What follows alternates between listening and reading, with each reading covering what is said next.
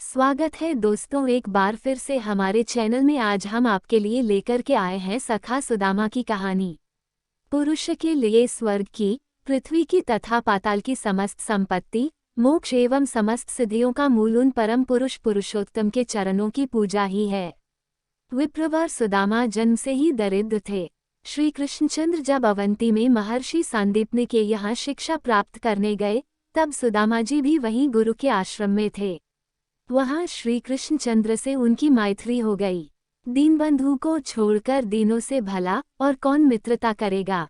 श्याम सुंदर त गिने चुने दिन गुरु गृह रहे और उतने ही दिनों में वे समस्त वेद वेदांग शास्त्रादि तथा सभी कलाओं की शिक्षा पूर्ण करके चले आए। वे द्वारकाधीश हो गए। सुदामा की भी जब शिक्षा पूरी हुई, तब गुरुदेव की आज्ञा लेकर वे भी अपनी जन्मभूमि लौट आए। विवाह करके उन्होंने भी गृहस्थाश्रम स्वीकार किया। एक टूटी झोंपड़ी, फूटे टूटे दो चार पात्र और लज्जा ढकने को कुछ मैले चिथड़े, बस इतनी ही गृहस्थी थी सुदामा की। जन्म से सरल संतोषी सुदामा किसी से कुछ मांगते नहीं थे।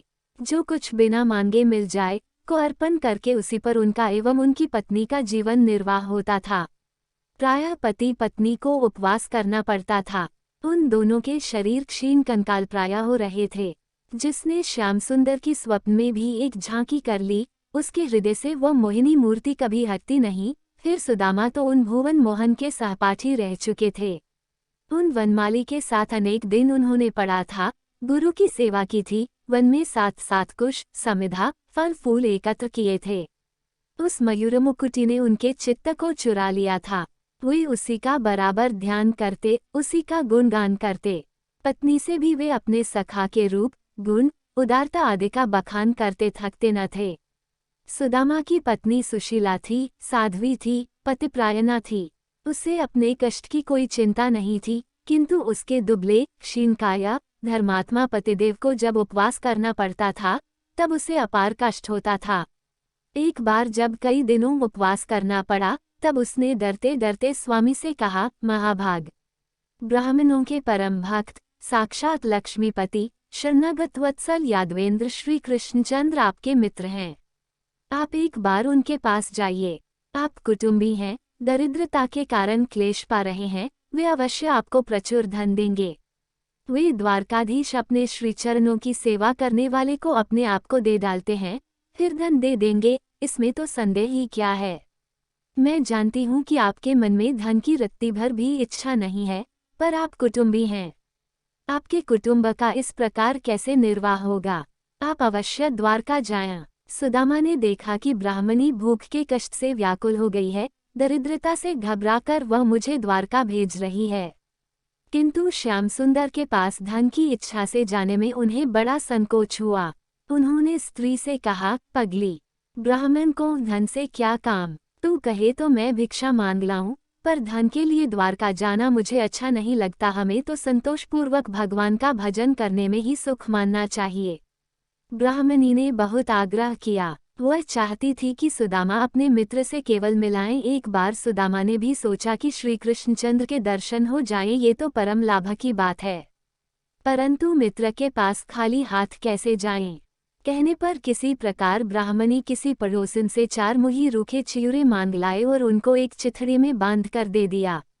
वह पोटली बगल में दबाकर सुदामाजी चल पड़े द्वारका की ओर। जब कई दिनों की यात्रा करके सुदामा द्वारका पहुँचे, तब यहाँ का ऐश्वर्य देखकर हक्के बक्के रह गए। गगनचुंबी स्फटिकमणि के भवन, स्वर्ण के कलश, रत्नखचित दीवारें, स्वर्ग भी जहाँ फीका झोपड़ी सा जान पड़े। उस द्वारका को देखकर दरिद्र ब्राह्मण थक रह गए। किसी प्रकार उन्हें पूछने का साहस हुआ। एक नागरिक ने श्री कृष्णचंद्र का भवन दिखा दिया। ऐसे कंगाल, चिथड़े लपेटे, मैले कुचले ब्राह्मण को देखकर द्वारपाल को आश्चर्य नहीं हुआ। उसके स्वामी ऐसे ही दोनों के अपने हैं, यह उसे पता था। उसने सुदामा को प्रणाम किया, परंतु जब सुदामा ने अपने को भगवान का मित्र बताया, तब वह चकित रह गया। देवराज इंद्र भी अपने को जहाँ बड़े संकोच से दास कह पाते थे, वहाँ ये कंगाल मित्र कह रहा था। किंतु उन अशनशरण कृपा सिंधु का कौन कैसा मित्र है, ये भला कब किसी ने जाना है। नियमानुसार सुदामा जी को द्वार पर ठहराकर द्वारपाल आज्ञा लेने भीतर गया। त्रिभुवन के स्वामी सर्वेश्वर यादवेंद्र अपने भवन में शैया पर बैठे थे। श्री रुक्मिणी जी अपने हाथ में रत्नदंड लेकर व्यजन कर रही थीं को द्वारपाल ने भूमि में मस्तक रखकर प्रणाम किया और कहा, एक फटे चिथड़े लपेटे, नंगे सिर, नंगे बदन, शरीर मैला कुचला, बहुत ही दुर्बल ब्राह्मण द्वार पर खड़ा है। पता नहीं वो कौन है और कहाँ का है। बड़े आश्चर्य से चारों ओर वह देखता है। अपने को प्रभु का मित्र कहता, प्रभु का निवास पूछता है और अपना नाम सुदामा बताता है। सुदामा, ये शब्द कान में पड़ा कि श्री कृष्णचंद्र जैसे सुधी बुद्ध खो दी। मुकुट धरा रहा, पटुका भूमि पर गिर गया, चरणों में पादुका तक नहीं, वे विवल दौड़ पड़े। द्वार पर आकर दोनों हाथ फैलाकर सुदामा को इस प्रकार हृदय से लगा लिया जैसे चिरकाल से खोई निधि मिल गई हो। सुदामा और श्री कृष्णचंद्र दोनों के ने अजस्त्र अश्रुप्रवाह चलने लगा। कोई एक शब्द तक नहीं बोला। नगरवासी, रानियां, सेवक सब चकित हो देखते रह गए। देवता पुष्पवर्षा करते हुए ब्राह्मण के सौभाग्य की प्रशंसा करने लगे। बड़ी देर में जब उद्धवादि ने सावधान किया, तब श्याम सुंदर सुदामा को लेकर अपने भवन में पधारे। प्रिय सखा को उन्होंने अपने दिव्य पलंग पर बैठा दिया। स्वयं उनके चरण धोने बैठे। ओह, मेरे सखा के पैर इस प्रकार बेवाइयों से फट रहे हैं। इतनी दरिद्रता, इतना कष्ट भोगते हैं ये विप्रदेव। हाथ में सुदामा का चरण लेकर कमलालोचन अश्रु गिराने लगे। उनकी नेत्र जलधारा से ही ब्राह्मण के चरण धुल गए। रुक्मिणी जी ने भगवान की यह भावविहल दशा देखकर अपने हाथों चरण धोए। जिन भगवती महालक्ष्मी को कृपा कोर की याचना सारे लोकपाल करते हैं, ये आदरपूर्वक कंगाल ब्राह्मण का पाद प्रक्षालन करती रहीं। द्वार के शने वह चरणोदक अपने मस्तक पर छिड़का, तमाम महलों में छिड़कवाया। दिव्य गंधायुक्त चंदन, दूब, अगुरु, कुमकुम, धूप, दीप, पुष्प, माला आदि से विधिपूर्वक सुदामा की भगवान ने पूजा की। उन्हें नाना प्रकार के पक्वाओं से भोजन करा के तृप्त किया। आचमन करा के पान दिया। जय भोजन करके सुदामा बैठ गए, तब की पटरानियां स्वयं अपने हाथों उन पर पंखा झलने लगीं। श्री कृष्णचंद्र उनके समीप बैठ गए और उनका हाथ अपने हाथ में लेकर बातें करने लगे। श्याम सुंदर ने उनसे गुरुगृह में रहने की चर्चा की, अपनी मित्रता के मधुर संस्मरण कहे, घर की कुशल पूछी। सुदामा के मन में कहीं कोई कामना नहीं थी। धन की इच्छा का लेश भी उनके मन में नहीं था। उन्होंने कहा, देव, आप तो जगत गुरु हैं, आपको भला गुरुगृह जाने की आवश्यकता कहाँ थी। ये तो मेरा सौभाग्य था कि मुझे आपका साथ मिला। संपूर्ण मंगलों की उत्पत्ति आपसे ही है। वेद में ब्रह्मा आपकी मूर्ति हैं। आपका गुरुगृह में अध्ययन तो एक विडंबना मात्र था। अब हंसते हुए लीलाम्य ने पूछा, भाई आप मेरे लिए भेंट क्या लाए हैं।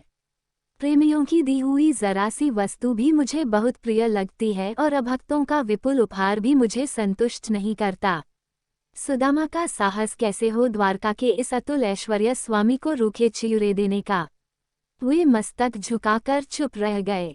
सर्वांतर्यामी श्रीहरि ने सब कुछ जानकर यह निश्चय कर ही लिया था कि यह मेरा निष्काम भक्त है।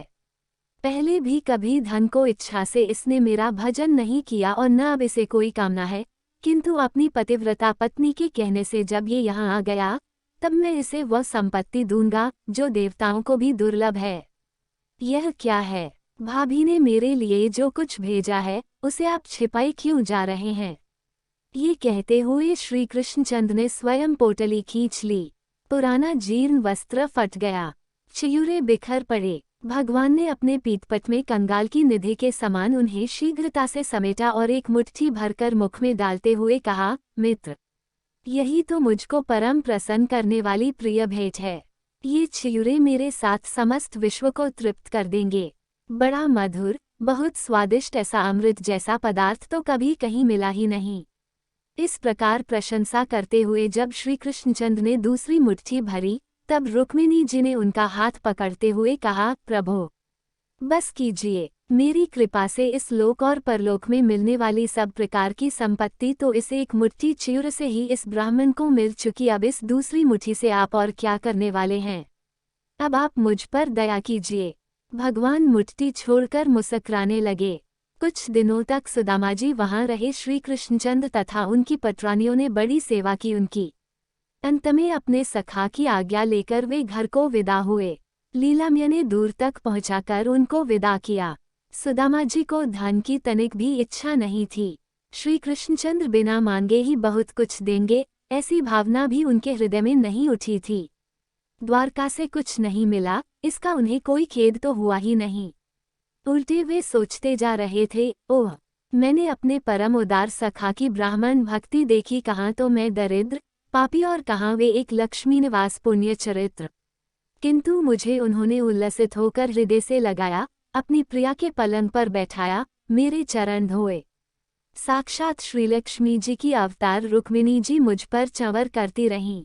मेरे परम सुहृद श्री कृष्ण कितने दयालु हैं, मनुष्य को उनके चरणों की सेवा करने से हो तीनों लोकों की संपत्ति, सब सिद्धियां और मोक्ष तक मिल जाता है। उनके लिए मुझे धन देना कितना सरल था, किंतु उन दयाम्य ने सोचा कि यह निर्धन धन पाकर मतवाला हो जाएगा और मेरा स्मरण नहीं करेगा, अतः मेरे कल्याण के लिए उन्होंने धन नहीं दिया। धन्य सुदामा घर में भूखी स्त्री को छोड़ आए हैं, अन्न वस्त्र का ठिकाना नहीं, पत्नी को जाकर क्या उत्तर देंगे, इसकी चिंता नहीं, राजराजेश्वर मित्र से मिलकर कोरे लौटे, इसकी ग्लानि नहीं।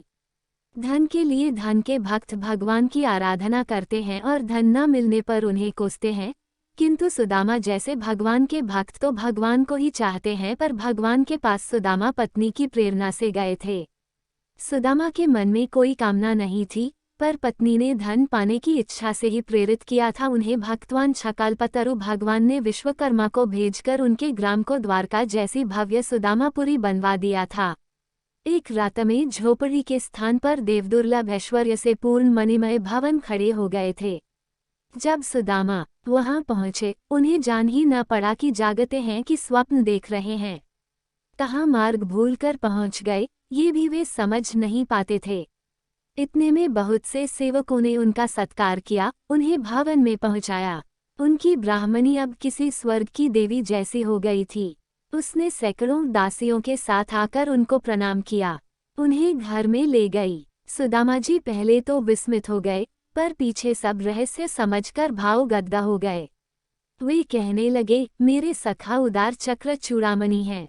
वे मांगने वाले को लज्जित न होना पड़े, इसलिए चुपचाप छिपाकर उसे पूर्ण काम कर देते हैं। परंतु मुझे ये संपत्ति नहीं चाहिए। जन्म जन्म मैं उन सर्वगुणागार की विशुद्धि भक्ति में लगा रहूं, यही मुझे अभीष्ट है। सुदामा वह ऐश्वर्य पाकर भी अनासक्त रहे। विषय भोगों से चित्त को हटाकर भजन में ही वे सदा लगे रहे। इस प्रकार वे ब्रह्मभाव को प्राप्त हो गए। तो दोस्तों, कैसी लगी आपको ये कहानी? अगर आपको कहानी पसंद आई हो तो कमेंट करके हमें ज़रूर बताएं और चैनल को सब्सक्राइब करना ना भूलें।